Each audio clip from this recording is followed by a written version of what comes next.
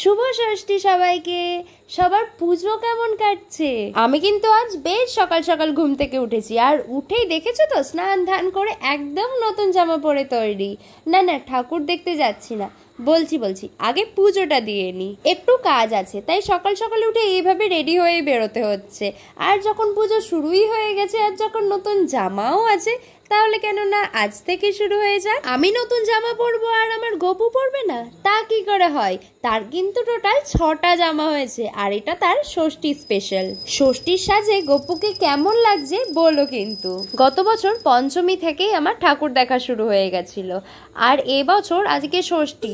আমার তো কোনো প্ল্যানই নেই, কারণ বাড়ি ছেড়ে দূরে কোথাও যেতেও পারবো না মাকে একা ফেলে, তাই মনটা বেশ খারাপই করছিল। আজ সকাল সকাল উঠে যাচ্ছি মামা বাড়ি, মানে কল্যাণীতে, তাও আবার কাজের সূত্রে, ঠাকুর দেখতে না। প্রতি বছর আমরা কলেজের সব বন্ধুরা মিলে কল্যাণীতে আসি ঠাকুর দেখতে, আর বেশ এনজয় করি। আর এই বছরও যখন পুজোর মধ্যেই কল্যাণীতে গেলাম আর কয়েক ঘন্টার মধ্যে ফিরেও আসতে হলো, তখন কিন্তু গত বছরের কথা খুব মনে পড়ছিল। আর এই যেই কারণে আমার এত দূর ছুটে আসা, মানে ভুলবশত আমি পাঁচটা অর্ডার করে দিয়েছিলাম মামার বাড়ির অ্যাড্রেসে।